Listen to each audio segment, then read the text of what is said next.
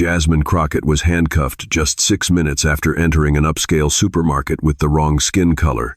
They had no idea she was a U.S. Congresswoman, and they certainly didn't expect that one phone call from her would bring down the police chief, the judge, and the mayor. All at once. The question is, what truth were they so afraid of that they felt the need to act so swiftly and ruthlessly? On a Friday afternoon, a gentle breeze swept through the tall rows of maples lining Kingsfield Avenue, leading into Oakwood Heights, a gated community where every inch exuded luxury power and distance. On the gleaming stone sidewalks, Tesla and Mercedes cars were parked in perfect alignment, silently echoing an unspoken ritual of class. Amidst this stood Berkeley and Row, a high-end supermarket with a sleek glass facade where a single avocado could cost more than a working-class family's dinner. The automatic glass doors slid open, and Jasmine Crockett stepped inside. No bodyguards, no congressional pin, just a black woman in a beige trench coat, her hair neatly tied back, carrying an old cloth bag with the faded words, "Speak truth even if your voice shakes." Her face was free of makeup, plain, even marked only by the weariness from a week spent in Capitol Hill.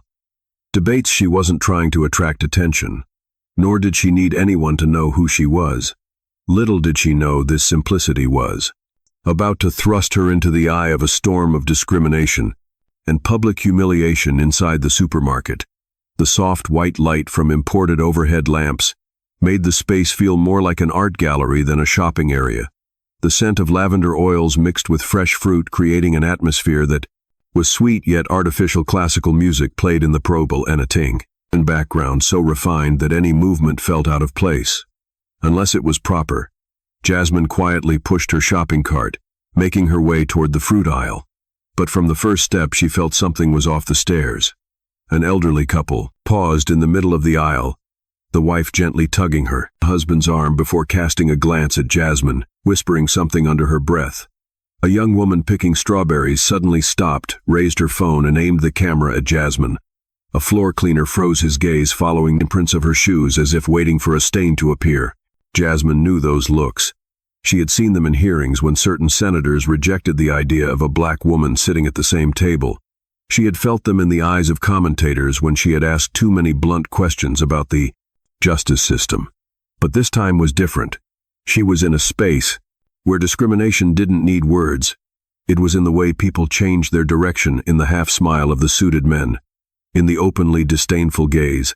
Jasmine exhaled quietly, her hand reaching for a bunch of red grapes, inspecting the label "California pesticide-free" and nodding slightly. But in the reflection in the display case, she saw something more troubling. 2 police officers at the end of the aisle, standing still like sentinels, doing nothing but watching. One was tall, broad-shouldered, his face as cold as stone. Brad Mitchell. The other was younger, with a buzz cut and a look of eager curiosity. Kyle Harris. They weren't looking at anyone else but her. Mitchell whispered something to Harris, and the two exchanged a faint smile, not out of amusement but like predators sizing up their prey. Jasmine turned away, but she knew exactly what was coming. She had studied hundreds of reports, incidents of suspicious behavior, documentation describing the uncooperative attitude of suspects, cases where someone was deemed potentially dangerous just for wearing a hoodie or having the wrong skin color. Her fingers tightened around the handle of her shopping cart, steadying herself, but the heart was pounding faster. The announcement overhead chimed as gentle as any other in the supermarket: security to fresh produce. Section 3, we have a situation to check. Jasmine closed her eyes for a second, then opened them, taking a slow, deep breath. She didn't need to ask who the situation was. She looked around. No one spoke up. No one questioned. Everyone had their heads down, as if they had grown too accustomed to this scene. Once again, a black person was being watched, suspected, stripped of their dignity for no reason. But this time, they had picked the wrong person, because the woman they were trying to humiliate wasn't just a customer. She was a congresswoman, and she wasn't staying silent anymore. Jasmine remained still by the fruit aisle as the sound of footsteps began to grow louder behind her, no longer light. This time they were deliberate, heavy, steady, and resolute, like the beat of a drum. She could even hear the faint clink of metal belt buckles with each step. Mitchell and Harris were closing in, not in a rush, but each step a declaration they had nothing to hide, because here in this place they were the power, and she was just a troublemaker. Jasmine turned around the twade. First voice to break the silence was Mitchell's, cold and mocking, as if he were playing the lead role in an old, worn-out play. "Excuse me, ma'am. We've received a report of suspicious behavior in this area. Maybe you could explain why you've been walking back and forth without buying anything." Harris stood next to him, arms crossed, his eyes continuously scanning Jasmine's body, as if searching for signs of guilt on her clothes. Jasmine looked up, her voice still calm, but her eyes never shied away from theirs. "I'm picking out fruit," she replied, not raising her voice but loud enough for everyone nearby to hear. "I never thought that choosing between red grapes and green grapes would be considered suspicious behavior." Mitchell smirked, but before he could respond, a man in a white shirt and tie approached the store manager. He looked polite, but his eyes darted nervously between Jasmine and the two officers, unsure of what to do. "Gentlemen," the manager said, finding tension, "this customer has been in the fresh produce section for too long. A few customers have reported that she's been loitering. She seems to be creating a safety concern." Jasmine turned to face him, her gaze shifting from defensive to analytical, as if she had just spotted a lie so flimsy it collapsed under its own weight. "Loitering," she repeated, not raising her voice but clear enough for everyone around to hear. She pulled her phone out of her bag, opened the parking app and held it up. "I scanned my parking ticket 11 minutes ago. Here's the receipt. I just moved to the second aisle." Mitchell didn't even look at the parking screen. He took a step closer, close enough that Jasmine could smell the faint scent of mint and cigarette smoke on his breath. "Do you have identification?" he asked.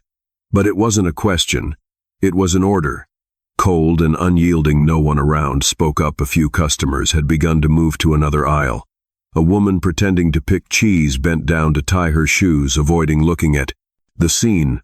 The classical music still played from the ceiling, creating a strange contrast between the fake serenity and the suffocating tension surrounding Jasmine.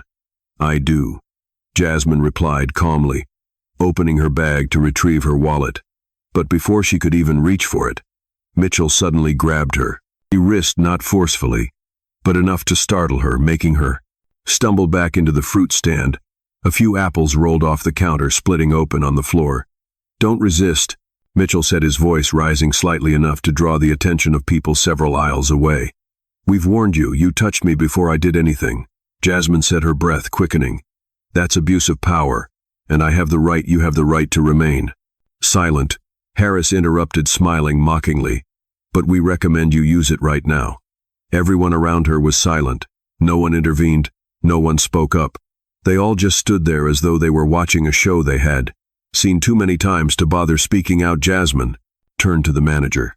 "You know I haven't done anything wrong. If you let this continue, you're part of it." But the man lowered his head, his hands clasped together. "I'm sorry, I'm just following procedure." "No, you're following prejudice," Jasmine said, her voice softening for the first time, but her eyes burning with intensity. And then the click, the cold cuffs snapped around Jasmine's wrists. Amid the averted gazes, amid the overwhelming silence of a space that should have stood by her side, no one knew who she was. No one knew what that was about to happen. But one person from a distance quietly pulled out their phone to record.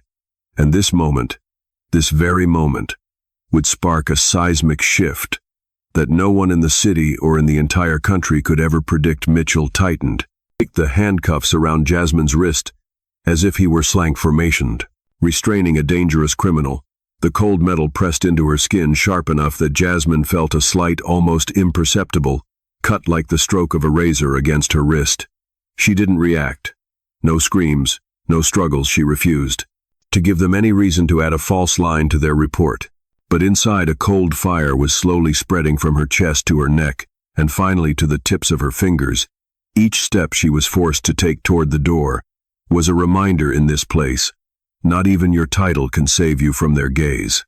Fruits fell with a loud thud to the floor. An apple split in. Two juice spilled out, spreading like a small stain of blood across the glossy granite floor. An orange rolled to the feet of a little girl. The girl stared at Jasmine, her eyes wide, then asked her mother, "Mom, what's wrong with that lady?" The mother simply tugged her child's hand and walked away without answering, as if the question itself was taboo in this pre-programmed world. No one stopped. No one asked. Not a single voice said, "What did she do? Wrong?" The silence was colder than any insult. A middle-aged man holding a basket of organic groceries paused and looked as Jasmine was led past him. He gave a slight shake of his head and turned away. Another woman standing by the groceries paused and looked. Refrigerator aisle kept her eyes fixed on a bottle of alkaline water, as if staring long enough would make the scene happening just a few meters away disappear. A floor worker bowed his head lower than necessary. His shoulders hunched in the fear no one dared to speak aloud. "If I speak up, will I be the plant's next one?" The whole supermarket had fallen into a state of paralysis where everyone could see but chose not to heard, but pretended not to know what was right and wrong but decided to stay out of it. Jasmine didn't cry, not a single tear, but her eyes blazed, not in simple defiance but in remembrance. Remembering every face, every downward glance, every footstep echoing in the hallway. No one dared to stop in. Mitchell tightened his grip even more as he led her past the checkout counter. Harris walked behind his hand, still resting on his belt, as though ready to draw his gun at any moment. Even though the woman in handcuffs before them had no intention of fleeing. "She doesn't look like anyone who's ever been in here before," Harris whispered just loud enough for Jasmine to hear, smirking. "No wonder people feel uncomfortable." Jasmine bit her lower lip, keeping her facial muscles steady with the anger simmering beneath. She couldn't let them win again, not by breaking her spirit. She had endured the pressure of votes in the House, sat through hearings, surrounded by hostile cameras, faced hostility from those who didn't believe a black woman deserved to sit in aisle meetings. But this was the first time she had been treated like she was invisible, not because of what she said, but because of her skin color and her presence in a space not meant for her. She glanced to her right, just a fleeting moment, but enough to see the store manager standing not far away. He was adjusting his tie, pretending to talk to the cashier. When Jasmine looked directly into his eyes, he immediately turned his face away. And at that exact moment, in the farthest corner, near checkout aisle 6, someone was watching everything. Jordan Carter, 21 years old, a journalism student, was at the supermarket that day, buying groceries for his mother. He had never seen anything like this. Not, at least not so clearly and starkly as this. A woman not screaming, not resisting, not armed, being dragged away between classical music and indifferent stares, as if being expelled from a society that had already decided she didn't belong. Jordan didn't think much about it. His hand quietly opened the video app on his phone, the lens aimed directly at Jasmine's back. The woman walking through the aisle between two counters, her hands cuffed, but her head held higher than anyone else in that space. He knew what he was doing was dangerous. He knew he might get caught, questioned, maybe even threatened. But one thing he knew for sure: if no one recorded this, if no one said anything, it would be erased like so many other incidents had been wiped away. He saw the truth right before him, and if he didn't capture it, then he too would become a part of that silence. Jasmine was led out of the store's front doors. The late afternoon light blinded her eyes, making the surroundings blur. But in that moment she still saw it. A person, just one, had dared to raise a camera. And in that split second, Jasmine and Jordan's eyes met. No words, no signal, but enough to know they were no longer alone. The black patrol car stopped in front of the back door of the Precinct 18. No sirens, no urgency, everything was done with such eerie quiet, as if this wasn't a police station but a morgue for justice's dreams. Jasmine sat in the back seat. Her wrist still cuffed her back against the worn leather of the car seat, faded from years of use. Through the dusty window, she saw the old sign above the metal door: Precinct 18, Public Safety First. The F in first was chipped as though someone had tried to erase part of the lie. She had heard much about this place in hearings, internal reports, vague statistics about complaints that disappeared without a trace. Precinct 18 was notorious among lawyers for its strange secrecy. Cases were closed too quickly. Witnesses withdrew their statements due to misunderstandings. Surveillance footage just happened to malfunction. But Jasmine had never imagined stepping into this place as a handcuffed suspect. Harris stepped out of the car, first said something into his radio, and then opened the door for her. Jasmine stepped out, her head held high, but her heart tightened. When she noticed the first thing, there were no body cams recording. Both Mitchell and Harris had personal cameras on their uniforms, but the small red lights indicating they were recording were completely off. Not by accident, by design. The main lobby of Precinct 18 didn't resemble any police station she had visited as a representative. The lighting here was dim, yellowed, coming from flickering fluorescent bulbs on the verge of dyeing the floors. Walls were peeling, revealing layers of old paint. The wooden furniture faded, and piles of paperwork stacked in disarray. The air was thick with a mixed scent of stale coffee, damp paper, and old bleach, a smell that seemed to try and mask something worse beneath it, a rotting odor, a fake cleanliness. Harris led Jasmine down a narrow corridor where a few officers walked past without sparing a glance. No one asked who she was, what crime she had committed, or whether she had a lawyer. No one cared. It was as if she were just one more person who had been brought here, the one whom everyone silently believed.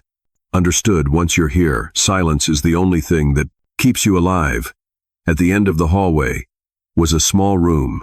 No nameplate, no sign, just a battered wooden desk, an old computer, and a woman typing on the keyboard. On her chest, a name tag read, Turner. Jasmine could clearly see the internal camera system interface on the screen in front of Turner. Turner was dragging and deleting footage, changing timestamps with such skill that it didn't require thinking. Her left hand held the Prost coffee cup, while her right hand manipulated the mouse, erasing data. As she glanced at Jasmine with a blank expression, not malicious but indifferent, and that was the scariest part. Jasmine was pushed into a wooden chair. No one bothered to remove her cuffs. Mitchell leaned against the wall, talking on the light phone. His voice was low, but Jasmine could hear every word. Yes, Sir Callahan. Everything's being handled properly. No cameras. The report will state she was loitering, acting aggressive. No one knows who she is yet. Yes. Whitaker will get the report by morning. The name Whitaker sent a chill down Jasmine's spine. Judge Whitaker, the one she had publicly questioned in a hearing over concerns about bias and rulings involving the police force. Everything was starting to click. No longer a vague feeling, but a clearer picture of a system designed to protect itself by crushing anyone who threatens its existence.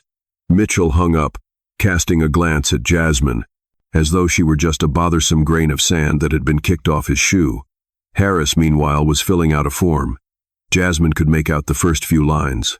Suspect name, unidentified, charged, suspicious behavior, aggressive, attitude toward law enforcement. Jasmine turned her head away. She felt like she was no longer a real person, but just a line of data in a system programmed beforehand, where justice wasn't served but directed. A line from her first law professor echoed in her mind. The system doesn't break, it bends to protect itself. And now she understood. Precinct 18 wasn't just a police station. It was a factory for legal crime, where every officer was a link in the chain, where every deleted video was a memory buried alive, where every line in a report was a stab in the back of the truth. But what they didn't know was that the woman sitting before them, handcuffed, silent, and seemingly helpless, was the first leak in the system that would cause the whole network to collapse. Jasmine sat silently in the old chair positioned against the corner of the room, her wrist still cuffed to the metal armrest. Her skin burned from the pressure of the cuffs, which had been fastened too tightly when she was brought to the precinct. But she didn't scream, didn't move. She only observed the atmosphere in Precinct 18 no longer held the pretense of professionalism like at the supermarket. It had shed its mask. Everything was raw, exposed. No one was hiding anything, because they all thought she was just another unknown outsider, powerless and weak. But that very arrogance revealed more than they intended. She sat there for hours like a shadow, and in doing so she became a living witness to a Slater chain of grotesque truths that few had ever seen up close.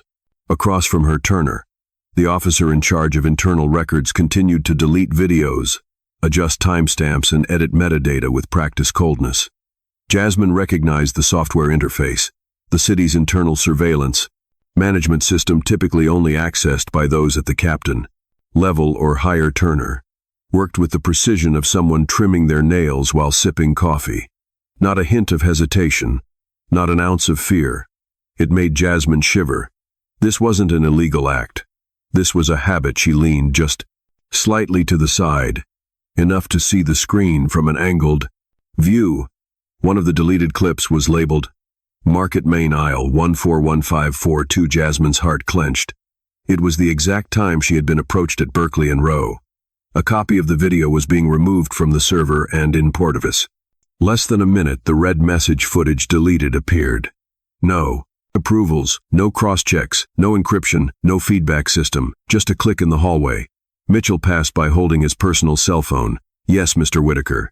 We have the situation fully under control. No one knows who she is and everything is clean. No one recorded anything, you can rest assured. The 7 initial report will be sent within an hour. Yes. Kensington has been notified, right? He wants everything wrapped up quickly." Mitchell's voice dropped. But Jasmine heard every word. Her ears were too familiar with how those in power spoke, when they assumed no one important was around to overhear the patient's truth.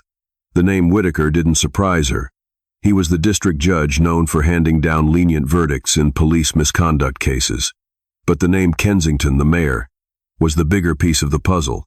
That was the level. If she touched it, there would be no turning back, and right now she was sitting squarely in the middle of their map, still thinking she was just another mistaken identity, like hundreds of others who had been erased from the system. Their names forgotten. Harris returned, handing Turner a printed report from the internal fax machine. "This is for the higher-ups," label her, with verbal threats, warnings issued, but still uncooperative. No family contact, no lawyer. Turner merely nodded, didn't ask any further questions, and began inputting the information into the records. Jasmine didn't react, but in her mind she was calculating every line that would need to be disproven. She had memorized every second, every action, every voice, every piece of dialogue. They thought they controlled the narrative, but they didn't realize that their looseness was giving her the chance to see the entire operation. Further down the hallway, she saw another young officer enter, holding a file marked with a yellow highlight. When the captain's office door opened, Jasmine heard laughter from inside. Not the polite kind. It was the kind of laugh that says, "It's all taken care of." "Captain," Callahan's voice rang out clearly, "handle it like last year's gas station case. Everything disappears. The judge signs off, the press stays silent." Another voice responded, "This one needs to be quick. Mr. Kensington doesn't want this to drag on." She seemed smarter than the others. In that moment, Jasmine realized this wasn't an impulse. It wasn't an accident. This was an industrial process for producing wrongful arrests, fake reports, and administrative accidents with a purpose. A closed system protected by the courts, media silence, and the indifference of society. But this time they had the wrong person. She wasn't another black woman with an attitude. She was a congresswoman. And not only did she understand the law, she knew exactly how to make the law turn back on itself, piercing through the fake veneer they had used to bind innocent people for years. She didn't say a word. No threats, no declarations of her identity. She just sat there, observing, memorizing, and waiting for the right moment. And in her silence, Precinct 18 didn't realize they were preparing the groundwork for the biggest scandal the city had ever seen. Jasmine sat alone in the dim corner of the cold room at Precinct 18. Her wrists still cuffed her back, aching from the rigid position in the hard chair, after hours of waiting. But while her body was being constrained, her mind was working sharper than ever. She didn't scream, didn't cry, didn't call for a lawyer. Even though she could have, it wasn't because she was afraid. It was because she needed to see deeper into how this system worked when it believed its victim was someone nameless, unknown, someone no one cared about or would help. Every conversation between the officers, every time a button was pressed to delete a file on the computer, every exchange of glances between Turner and Mitchell, she remembered it all coldly and precisely, like a prosecutor, building a case. Every detail, every name, every time stamp on the screen.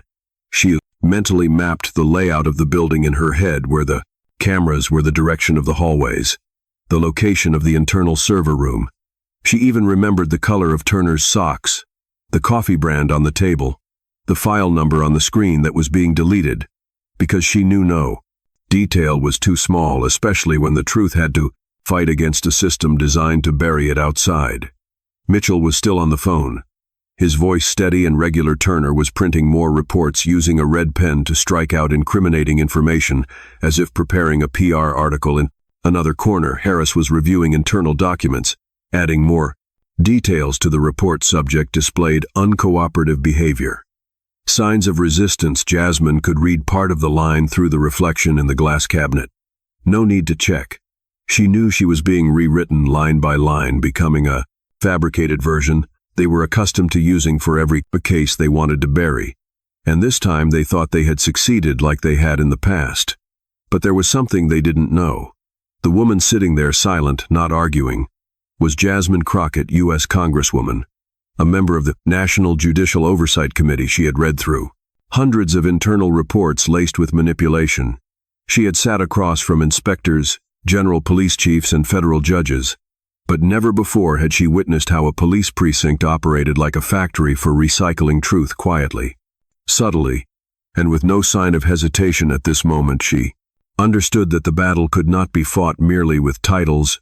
Reputation, power, or position wouldn't stop this system, because it didn't fear names. It only feared the truth being exposed at the right moment in the right way, in a manner that could not be denied.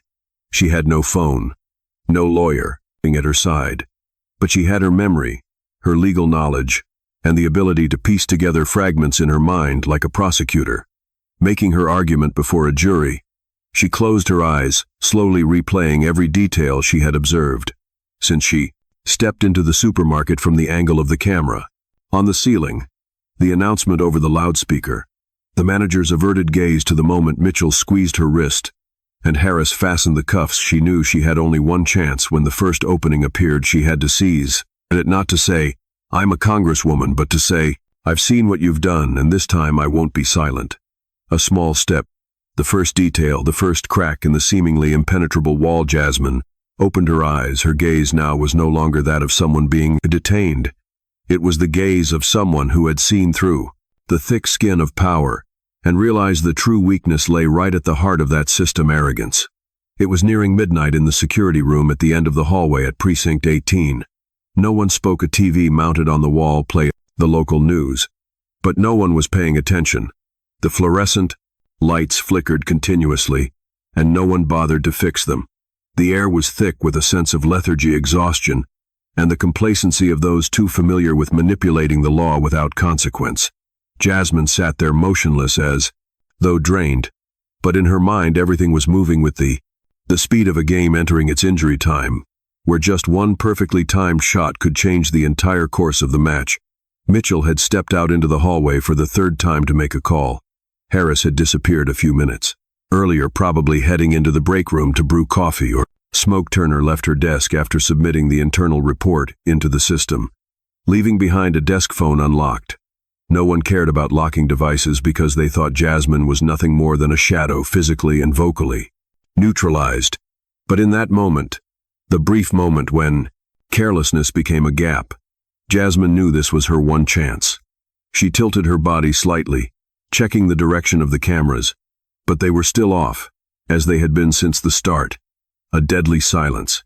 Exactly what she needed. Without hesitation she used, both hands still cuffed but nimble, to lift herself, pivot her shoulder, and gingerly push the chair toward the desk. Just a few steps, but the soft squeak of the chair legs felt like alarms going off in her head. She bit her lip, forcing herself to stay calm, breathing quicker but evenly. She couldn't afford to shake. When she reached the desk, she looked up, her eyes fixed on the black landline phone. No passcode, no security, a direct line to internal communications. But it could also dial out if one knew the access code, and Jasmine knew she had been a part of the National Emergency Communications Committee. She knew that, by dialing *9 followed by the federal code, the call would be routed into the National Secure Network, reserved for high-ranking officials. She dialed quickly, her eyes never leaving the doorway. Beep, beep. The phone rang once, twice. Her hand began to sweat if no one picked up.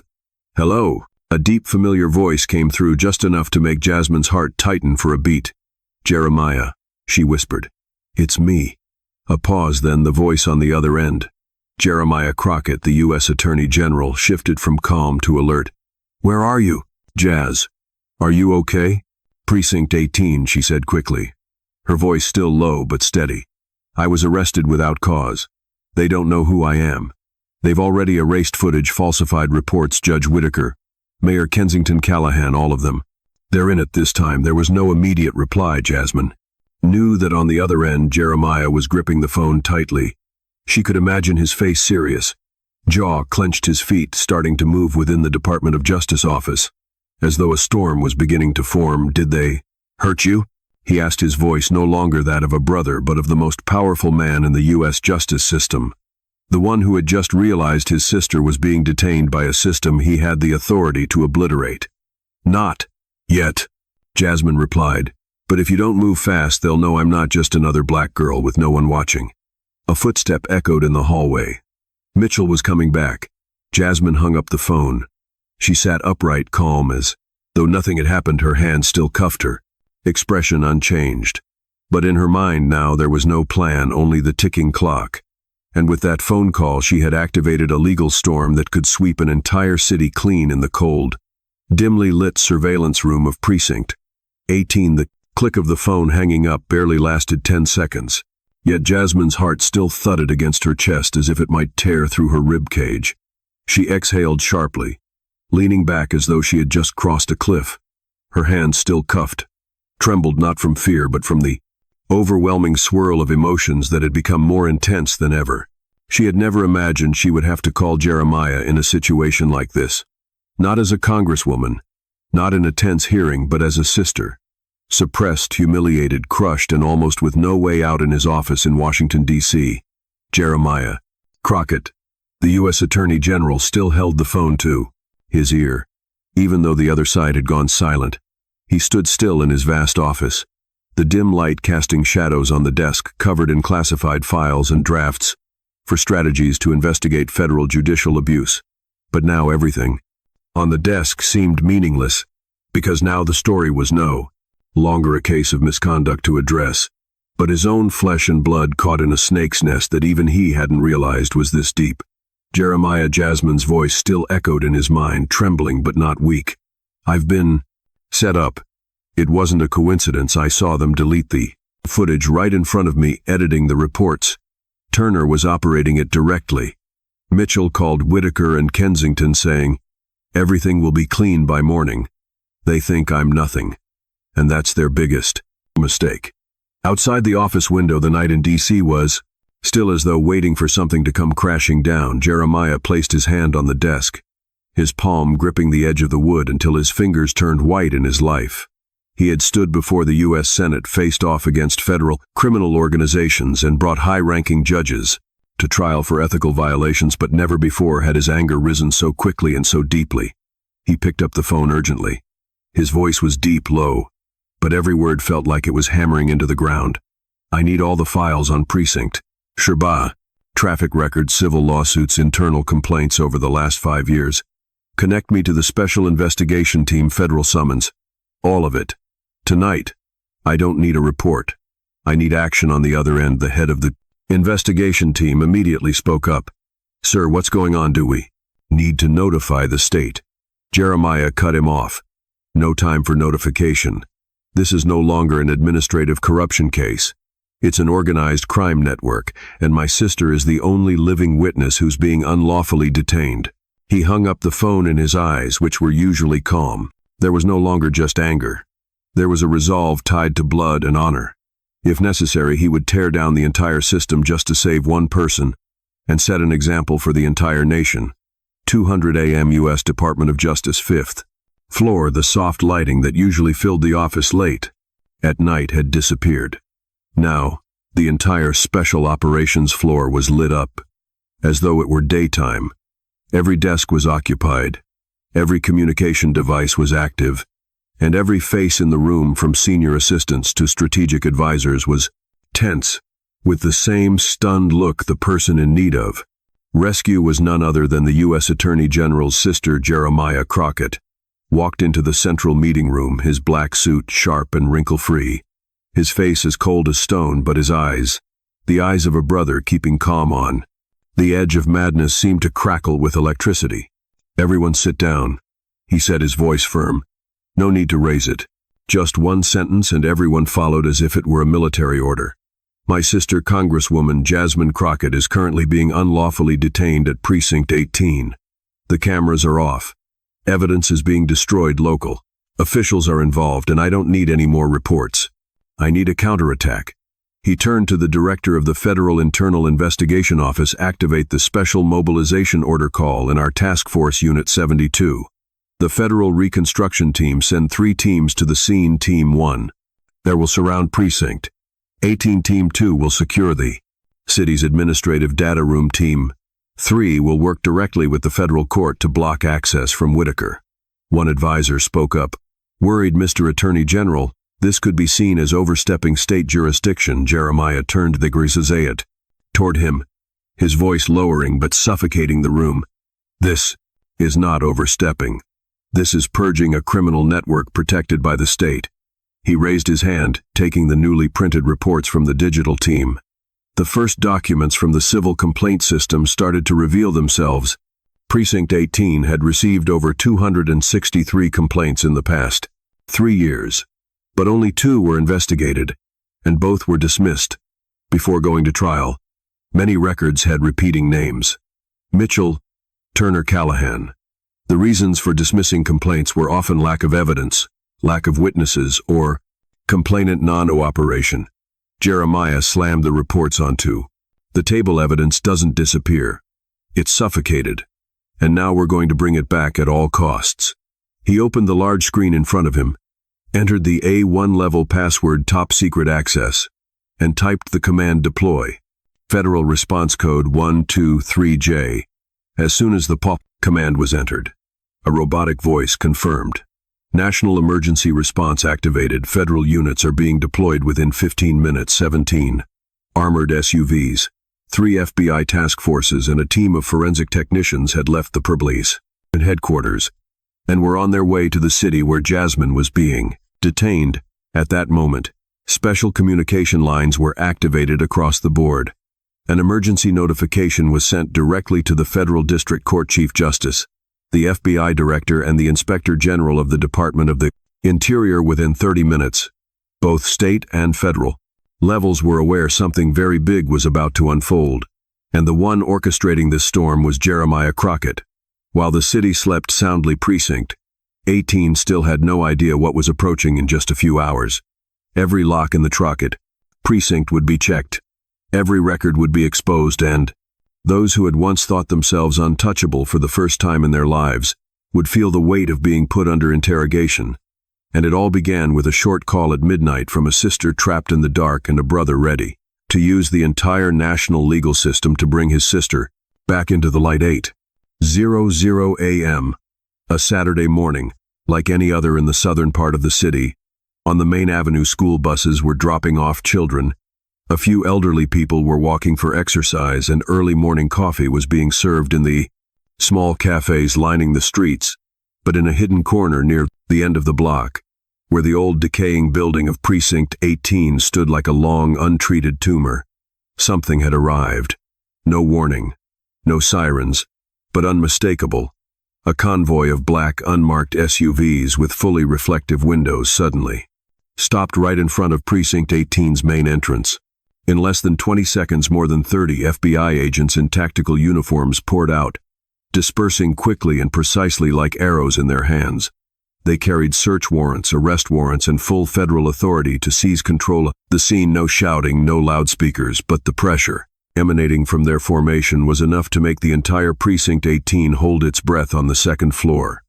Robert Callahan, the police chief of Precinct 18, had just taken a sip of his morning coffee, his eyes still scanning the Precinct 18's city's internal news. The moment he saw the black convoy pull up in front of the glass door, he jumped to his feet, his coffee cup shattered on the floor unnoticed. His face turned from a healthy flush to a ghostly pale in just a few seconds. "What the hell is this?" Callahan muttered, reaching for the desk phone, but the line was dead. No one answered down on the ground floor. Brad Mitchell had just stepped out of the interrogation room, still holding a draft of a falsified report. Harris trailed behind his face drawn from lack of sleep. He never imagined that this Saturday morning would begin with a nightmare before either of them could process what was happening. Two FBI agents stormed toward them from opposite directions, shouting, "Brad Mitchell, you're under arrest for abuse of power, destruction of evidence, falsifying records, and illegal collusion with judicial officials. Put your hands up." Mitchell froze. His eyes darted toward the door, but before he could move, a large, strong arm twisted around his shoulder and slammed him down onto the cold hallway floor in a single fluid. Motion Harris panicked, stepping back, his mouth opening to shout, "We have the right to." But before he could finish, an agent twisted his arm behind his back, pressing his face to the nameplate reading, Precinct 18. Within seconds, two men who once held the power of life and death over anyone with darker skin and a big supermarket were lying on the cold stone floor, cuffed in front of the very colleagues who had once bowed down to them. No one dared step forward to help. Not a single officer spoke up. The entire Precinct 18 was sealed off. Every computer was seized. The internal camera system was accessed directly from the federal server by the Digital Task Force. The files printed earlier, every falsified report, every manipulated timeline were immediately confiscated at that moment. From the far end of the hallway, a woman with her hair tied neatly stepped forward. Federal Agent Eliza Monroe, personally appointed by Jeremiah to lead the field team. She held out the order from the Department of Justice. Her voice is firm as steel. Start the evidence collection procedure immediately. Anyone who interferes will be charged with obstruction of federal duty. And take me to where Jasmine Crockett is being held now. The door to the holding cell creaked open. There were no alarm bells. No one shouting, "Let her go." But it was the silence that thickened the air more than any interrogation night. Jasmine lifted her head, her eyes dry and vacant. There were no tears, no outburst of anger, just a strange calmness, as if she had descended through the deepest levels of humiliation, and was now slowly ascending one step at a time without needing to shout to prove herself right. The FBI agent in uniform walked up to her. She didn't say anything, just reached into her pocket, gently unlocking the cuffs from Jasmine's wrists when the metal clicked. Open. A sharp, brief sound echoed in the emptiness. They wasn't just the sound of freedom, but the sound of an apology. The system would never have the courage to utter. Jasmine rubbed her wrists, meeting the agent's gaze, their eyes locked. No words needed in that moment. The truth had already spoken for them both. She stepped out of the cell. The hallway, that was brighter than usual. Yet the light didn't just come from the overhead bulbs, it came from the shift in power. The black girl, once labeled a troublemaker, now walked confidently down the corridor among a line of people who had once thought her beneath the law, who had written her off as an invisible figure in the system. Now they stood aside, heads lowered, hands clenched, none daring to look her in the eye. Mitchell stood at the end of the hallway. His hands cuffed his cheek, marked with the scratches from when he was restrained. He watched as Jasmine walked past his gaze, a mix of fury and something he had never felt before. Helplessness. He didn't shout, didn't threaten, didn't call for a lawyer. He knew the game was over, and the girl he thought was just another unknown had just toppled the system he believed would protect him for life. In the corner of the hallway, pressed all against the wall, stood Lisa Carter, the only officer in all of Precinct 18 who had kept her conscience unsullied from the beginning. She had seen the irregularities. She hadn't spoken up because she was scared. But Jasmine was the one who had awakened her. Lisa didn't step forward. He didn't raise her voice. She simply nodded softly as Jasmine walked past. A nod. Quiet, brief, unshowy, but heavy with meaning. "I saw it. I choose to stand with the truth, and I thank you for not staying silent as I once did." Jasmine paused for a moment, looked at Lisa, and then continued walking. No need to pat her chest, no need to declare anything. Her very presence, her calmness as she walked through the very hallway where she had been humiliated, was the strongest statement she could make. And in that silence, they no longer saw a weak girl, just freed from her cuffs. They saw a living symbol of resilience, intellect, and justice. The main door of Precinct 18 swung open, not to welcome another detainee, but to usher out someone who had just stepped from the shadows of the system, with pride, completeness, and without the need for any medals on her chest. Jasmine Crockett, her hands now free, walked slowly between two rows of federal agents, standing in perfect stillness, not out of ceremony but out of respect. There were no reporters, no rush of news bulletins. But something about that morning when sunlight glinted off Jasmine's soft curly hair, and reflected in her eyes as she gazed. Straight ahead made the whole world seem to hold its breath. She didn't say a word. There was no need for her eyes. Eyes that had endured scorn, that had tracked every deleted video, that had memorized every lie spoken by those who were supposed to uphold justice, now served as the heaviest indictment. Callahan, being escorted down from upstairs, lowered his head in silence, no longer able to maintain the arrogance that had been deeply ingrained in him. Mitchell and Harris were still held in the holding cells below the same cells, where hundreds of black people had been shoved in like animals. But today it was they who were the subjects in the system they had once believed to be entirely under their control. Jeremiah Crockett had been waiting outside, surrounded by federal agents, security, and a few senior officials from the Department of Justice. But when he saw Jasmine step out, he didn't hold on to the facade of a high-ranking official. He didn't wait for her to approach. He walked straight toward her, arms wide, pulling his sister into an embrace in front of all the stunned eyes. A tight hug. No words. Necessary, but full of weight. I'm here, and from this moment on, no one will touch you again. Jasmine buried her face in his shoulder for a moment. No tears, but her shoulders lightly trembled. Not out of weakness, but because she knew the storm she had just survived was only the first gust, and now the real fight was about to begin. Jeremiah gently squeezed Jasmine's shoulder, whispering, "You've done what no one else dared to do. But this is just the first chapter. They'll retaliate. They'll justify. They'll turn this into politics, into division." Jasmine lifted her head, her eyes bright but calm.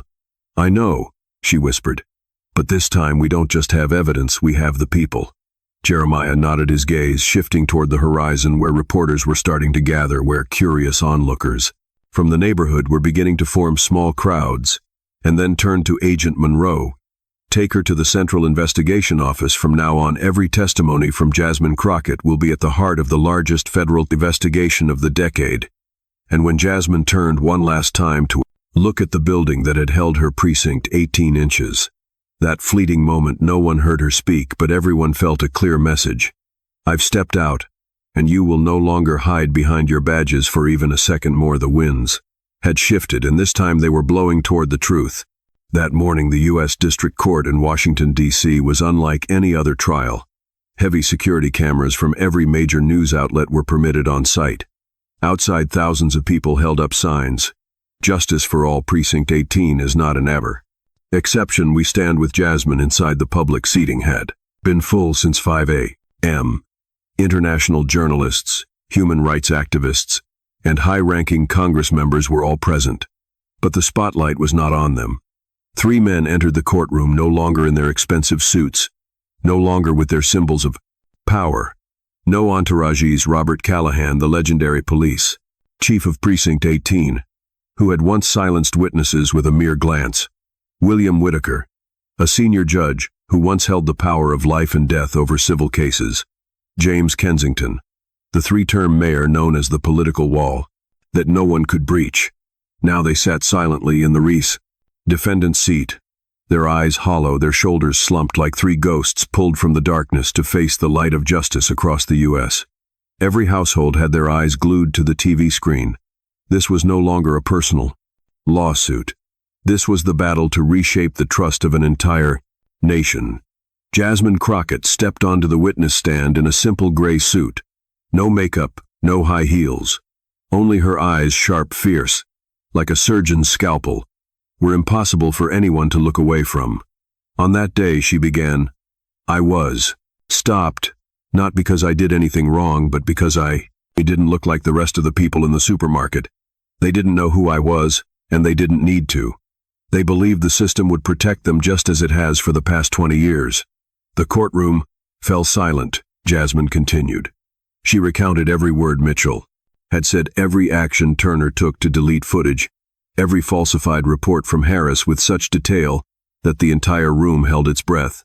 She mentioned the time, 3:42 p.m. The moment the video from 6 was deleted, she mentioned the file name, Market, Maine, ISIL 14. She mentioned the exact words Mitchell spoke on the phone to Whitaker. "It's all clear. Everything will be clean by tomorrow." Morning, the defense attorney attempted to object.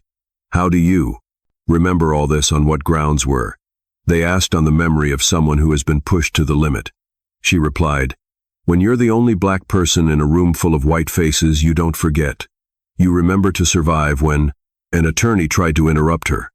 Jasmine looked him straight in the eye. "I'm not here to be pied. I'm here because you all thought I didn't deserve to be believed, and I will make you believe me with the truth you tried to bury." No one blinked. No one dared to move after a short break. The door to the courtroom opened. A young man walked in, white shirt, holding a small USB drive. Jordan Carter, a freshman who had secretly recorded footage in the supermarket that day when no one else dared. He looked around, took a deep breath, and then spoke. "This is the original video I saved a back up to the cloud right before Mitchell forced me to delete it." The large screen lit up. The footage appeared Mitchell grabbing Jasmine's arm, throwing her into the fruit stand, Harris cuffing her in the midst of cold whispers, Mitchell looking at Jordan and shouting, "You want to go to jail? With her?" Then the scene shifted. It was footage from the detention center, Jordan being pushed into an interrogation room. No surveillance camera, but he had secretly activated the recording function on his watch. 3 officers beat him with batons and a wooden chair. The clearest of them, Harris, the courtroom. Erupted. People screamed. "Some," cried a congresswoman in the front row, gripped her daughter's hand tightly.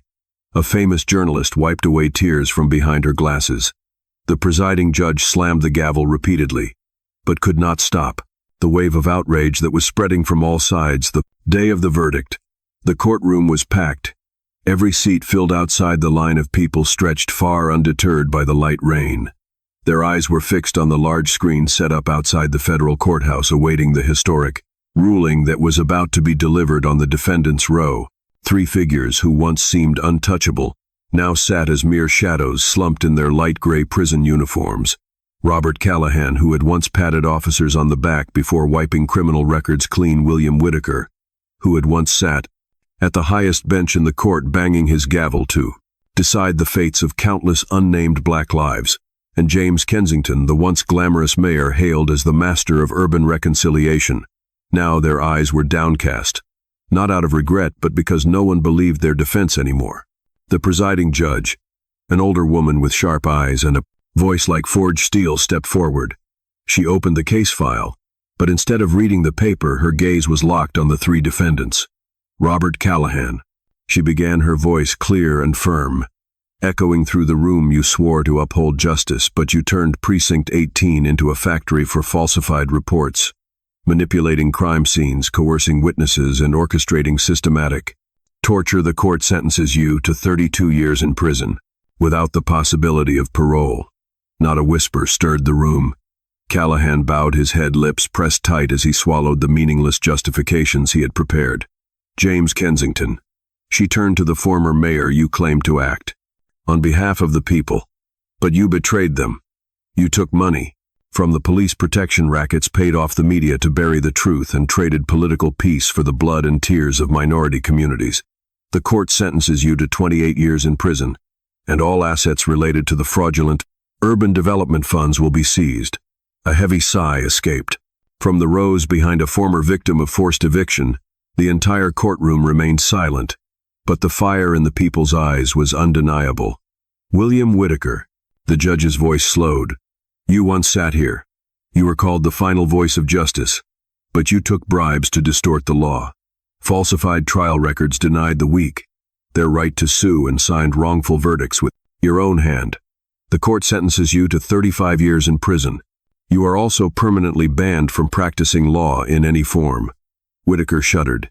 His back hunched slightly, as though the very chair that had once elevated him now dragged him back to the ground. The judge continued. This time I didn't call out any names. She read the indictment against the system itself. The court orders the seizure of all assets directly or indirectly related to these criminal activities. This includes real estate in the Southern Urban District, bank accounts in the Cayman Islands, the fictional Kensington Holdings Investment Fund, and 3 Rolls-Royces once registered under family members' names. These assets will be reclaimed and transferred to the Community Justice Restoration Fund. They will be used to compensate the victims of the Precinct 18 system, rebuild homes, provide scholarships, and offer free legal consultations. She paused and glanced at the audience. This is not just a verdict for 3 individuals.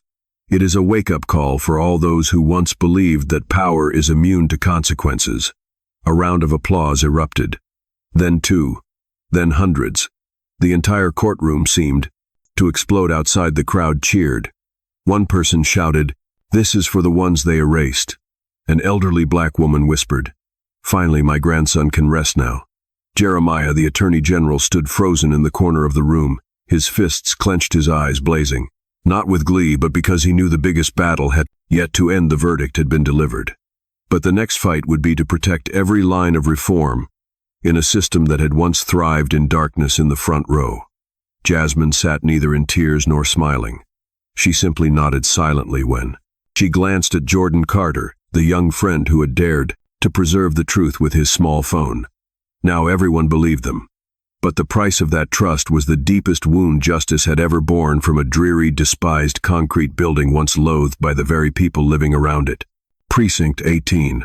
A symbol of abuse of power, deceit, and legal darkness has now been reborn with a new name: the Eleanor Community Justice Center.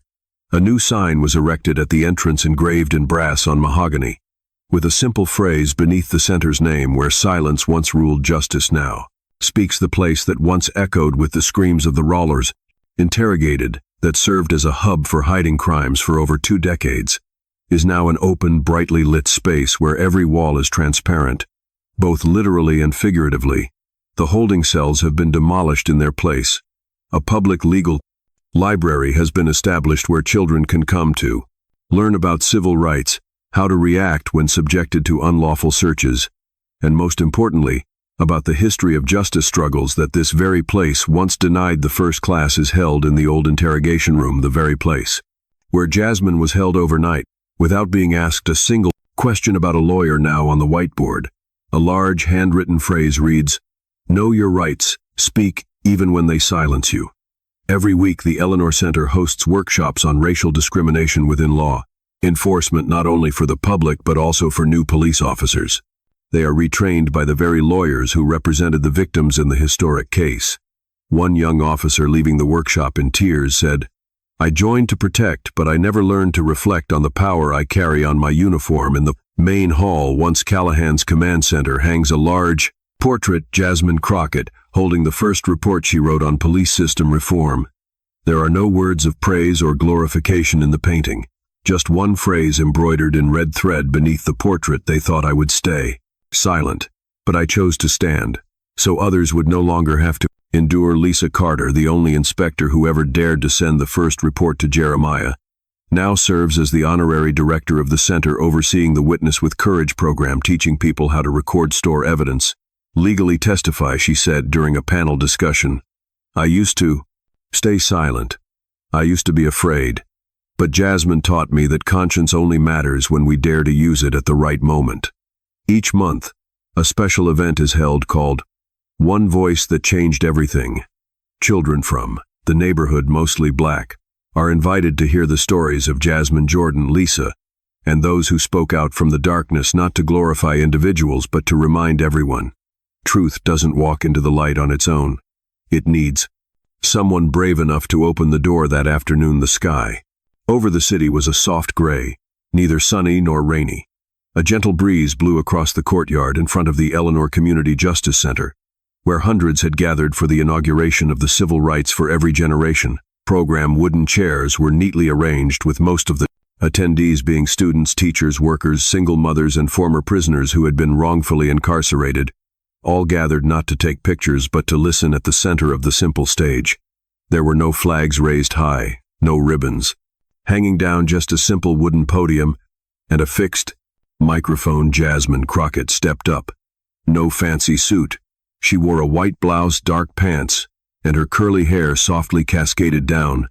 Her eyes were calm yet deep, as if they contained the memory of a storm that had passed through. The room fell into complete silence. No one asked for a long speech. They only waited for one sentence, something real enough to stay with them forever. Jasmine scanned the crowd. Her eyes stopped on a young black boy sitting in the front row, his gaze fixed on her, his hands holding a notebook with the scribbled words. Inside, How to be brave. She took the microphone speaking. Briefly, I don't need a statue built for me. I don't need to be at the top of any honor roll. All I need to know is that starting today, no one will be able to use their power to trample on the innocent without being called out there. It was no rush of applause. Instead, a deep, resonant silence spread through the crowd like ripples on water disturbed by the first stone. Then someone stood up. Then another. Soon the entire courtyard stood not shouting but silently, as if making an unspoken vow. We used to be silent but not anymore. Jasmine pressed her lips together, nodding slightly. Truth, he doesn't need me to represent it. It just needs us to stop looking the other way. They never asked to become symbols. They didn't march with banners or pose for cameras. But after the dust settled, after the verdicts were read and the walls of Precinct 18 were stripped of their silence, was Lisa Carter and Jordan Carter, who quietly stepped forward and became the new face of justice in action. Lisa Carter, once a lone detective battling guilt inside a broken system, now stood at the helm of something far greater, director of the National Police Oversight Bureau, an independent federal agency, born from the ashes of Precinct 18, no longer just watching from the sidelines. She now leads investigations into misconduct, abuse, and systemic corruption across the country. Her office is modest. No frame medals, no political slogans, just walls covered in handwritten letters from whistleblowers, officers, dispatchers, even former chiefs, who finally had a place to speak, protected and heard. Lisa's mission is simple. We don't punish police, we protect justice. Her team calls her the quiet storm, calm on the outside, is relentless underneath. Meanwhile, Jordan Carter, once the jotting pride's teenage boy who dared to record what others pretended not to see, had grown into one of the nation's most respected investigative journalists with his camera and his pen. He didn't chase headlines, he chased humanity. His column, The Undercurrent, is now syndicated in over 30 cities, known for its unflinching reports on forgotten communities, wrongful convictions, and voices that never make it to primetime news. In a viral piece titled "The Power of the Witness," Jordan wrote, "I wasn't brave. I was just tired of pretending I didn't see. Maybe that's how all revolutions start, when one person refuses to look away together." Lisa and Jordan became more than survivors of a system gone wrong. They became architects of a system reborn. She didn't hold a press conference. There was no farewell gala, no long televised speech. Jasmine Crockett simply packed her bags, left her office in Congress, and quietly walked away. When asked why, she gave the same answer to every reporter who tried to call. "I didn't go into politics to sit behind a podium. I went in to stand beside people," and so she did, while others speculated about cabinet appointments, ambassador roles, or even a Senate run. Jasmine moved into a modest classroom on the edge of the very district she once represented. The sign outside read "Community Law and Justice Center Instructor Jasmine Crockett." The room holds 22 chairs, a whiteboard stained from years of use, and a bookshelf filled with case files and copies of the Constitution. Her students range from single mothers to formerly incarcerated youth, to teenagers, trying to understand what rights really mean. And every week they sit in a circle, not to memorize laws, but to ask one question: how do we keep the truth from disappearing again? During one session, a young woman raised her hand and asked, "Why did you come back, Miss Crockett, after everything?" Jasmine paused. She looked at the floor for a moment, then at the open window where sunlight spilled across the old desk she now used to teach. "Because I was once handcuffed for doing nothing wrong," she said. "But no one can ever handcuff your memory. No one can restrain the truth unless you let them." The room fell silent, not from fear but from awe. She doesn't lecture. She shares. She doesn't assign homework. She gives real-world problems and teaches how to fight with facts, not fists. And slowly, day by day, a new generation rises, not to be loud, but to be unshakably aware. And Jasmine, she walks home alone most days, passing the rebuilt Elainer Justice Center, where a mural shows her not behind a podium but sitting in a chair with children surrounding her, all of them holding small paper constitutions in their hands. She didn't return for power. She returned for purpose. It didn't happen overnight. Change never does. But somewhere between courtrooms and classrooms, between truth spoken on a witness stand and truth whispered in living rooms, something began to shift. Jasmine Crockett's story was no longer just news. It became curriculum across the country. In states that once ignored cases like hers, new civic education programs quietly began adding a unit: the People versus Precinct, 18 inches. Students now read testimonies, not from history books but from real transcripts. They analyze evidence, role-play community, town halls, and most importantly, they ask the question Jasmine once posed under oath: who protects the people when the protectors become predators?